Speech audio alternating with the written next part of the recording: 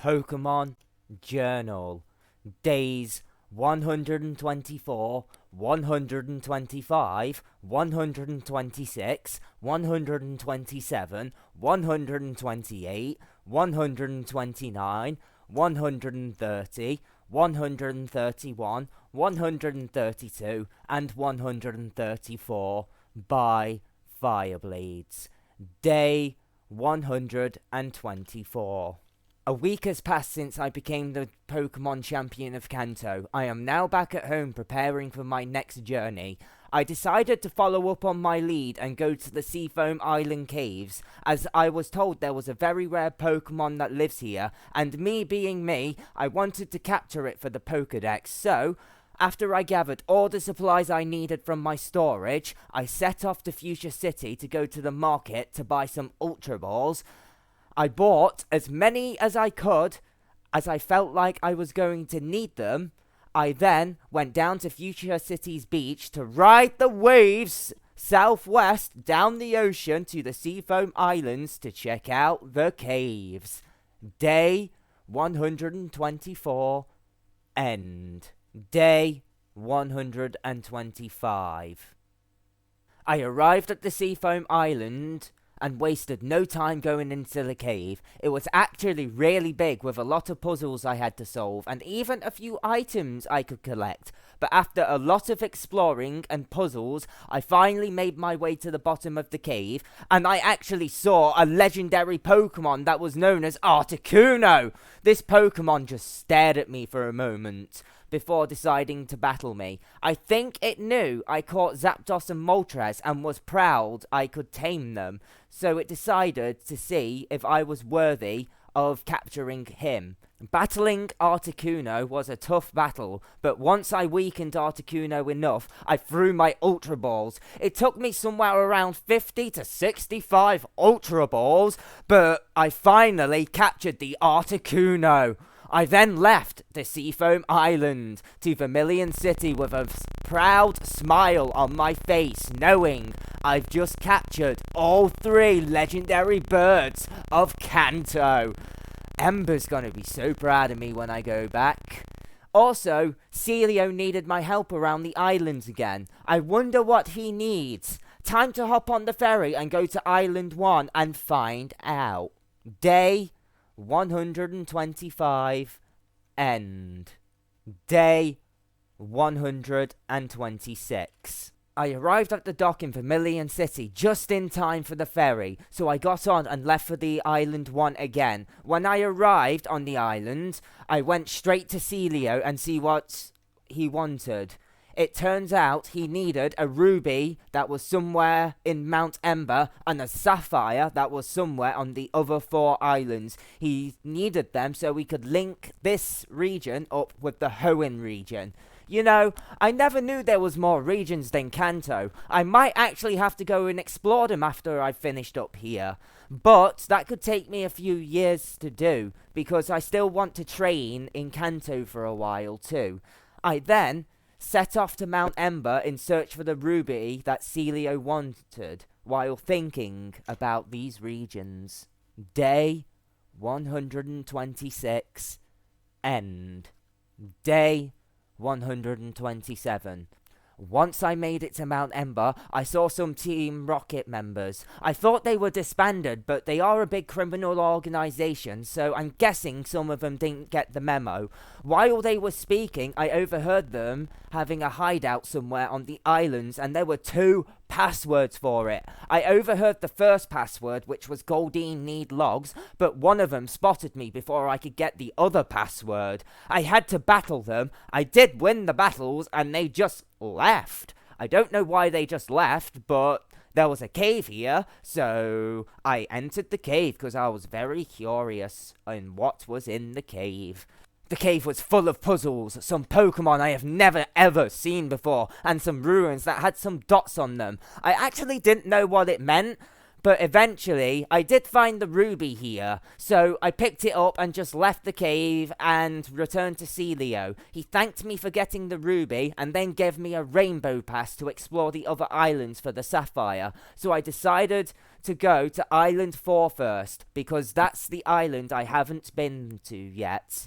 Once I arrived at Island 4, I ran into Blue. He didn't want to battle, but he did tell me a breeder was on this island and that he had a Pokemon egg. I might just go see the breeders to collect this egg after I'm done looking for the sapphire.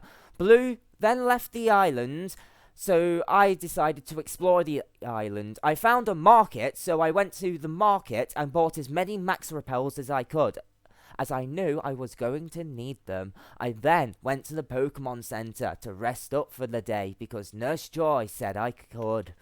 Day 127, end. Day 128. I found a cave while exploring Island 4, so I went in the cave and explored around. It was actually really cold in this cave, and it was full of items, new Pokemon, again, I have never seen before, and even a HM that contained Waterfall. This was interesting, so I taught the Waterfall to Excerts. I then found L'Oreelli with some more Team Rocket members.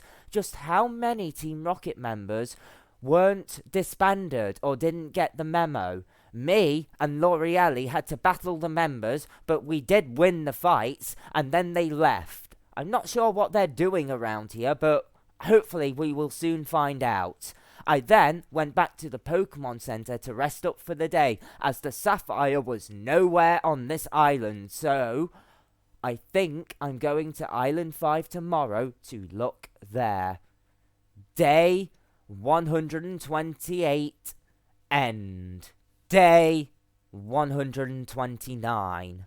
I woke up early and set off to the docks on Island 4 to catch the ferry to Island 5. It did take a long time to get to Island 5, but I'm finally here. So, I set off to look for the sapphire on this island. There were even more Team Rockets here who I had to battle, but I won every single battle. I did not find the sapphire here, but I did find Team Rocket's hidden warehouse. I didn't have both passwords though, so I had to come back later when I had both passwords.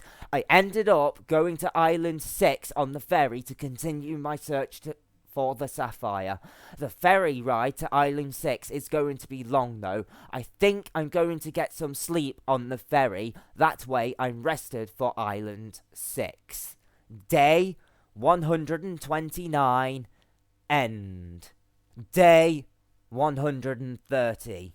I arrived on Island 6, rested and ready to find the sapphire. I saw a Pokemon Center here too, and I even saw Blue again. He didn't want to battle me again, but he did ask me how my Pokedex was going, and he even told me that there was a gemstone in a cave somewhere on this island.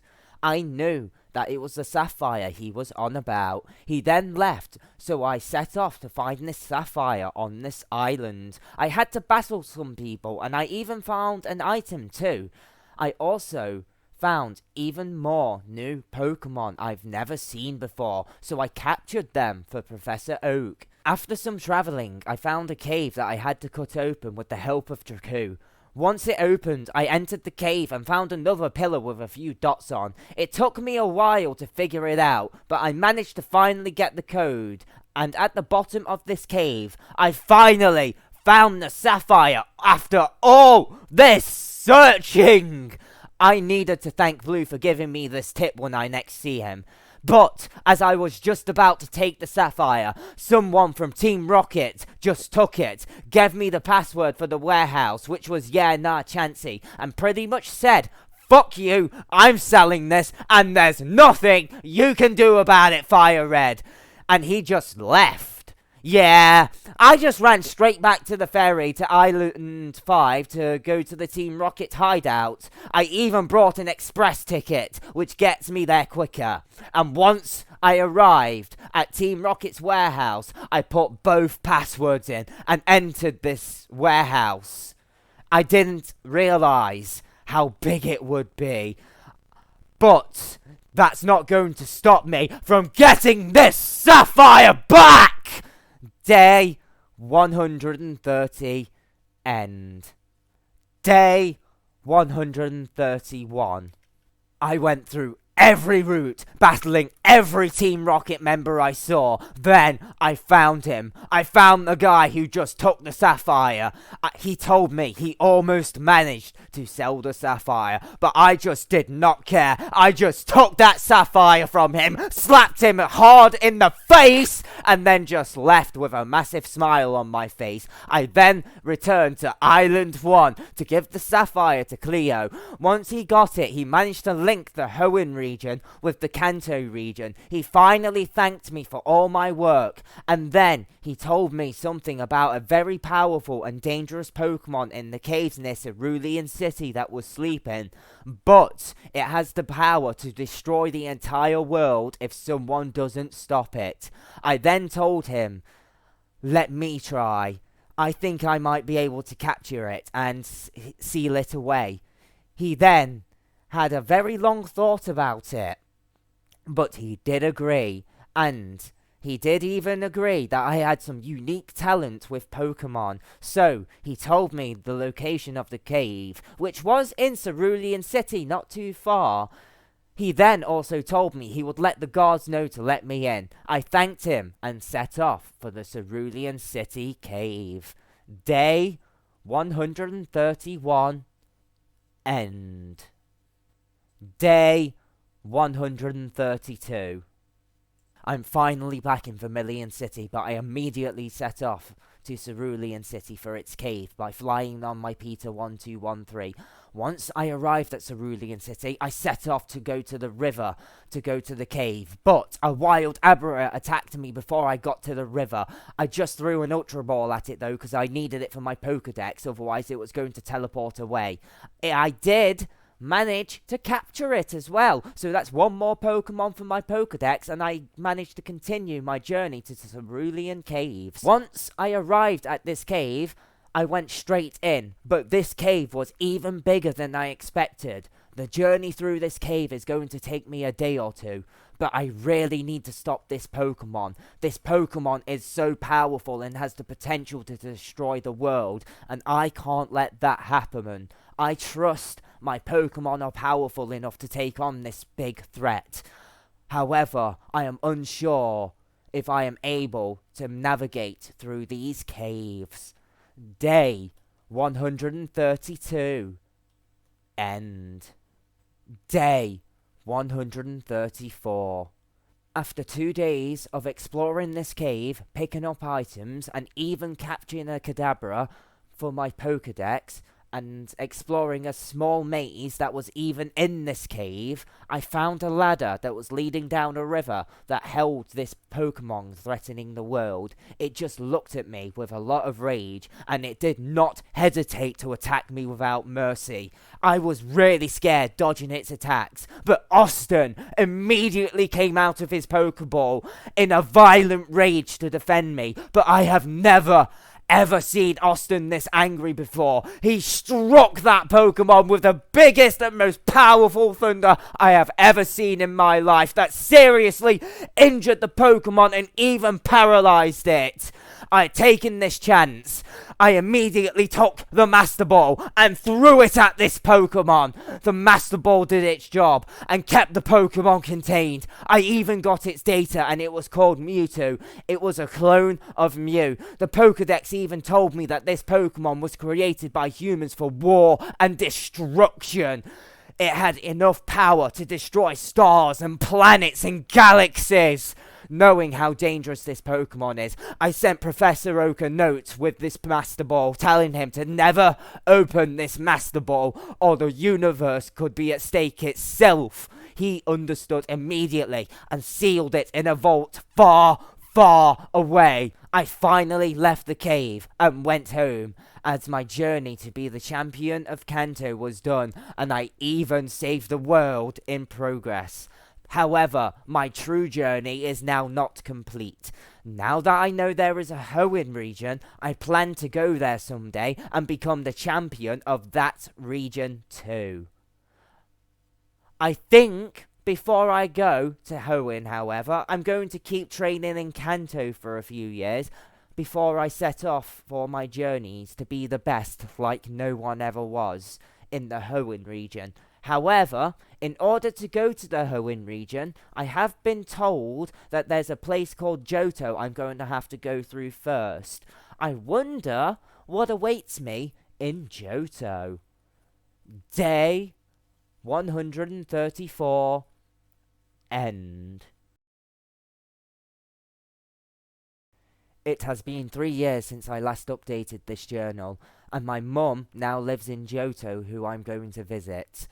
I think she lives in New Marc Town, was it? So it's not a far journey.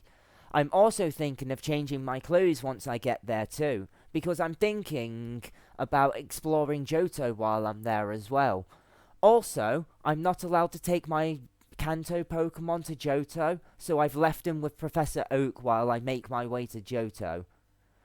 Also, I wonder what new Pokemon will be there for me, because I am a Pokemon trainer, and I have been told to go to Professor Elm Birch, who lives in New Barktown, to get a new Johto starter.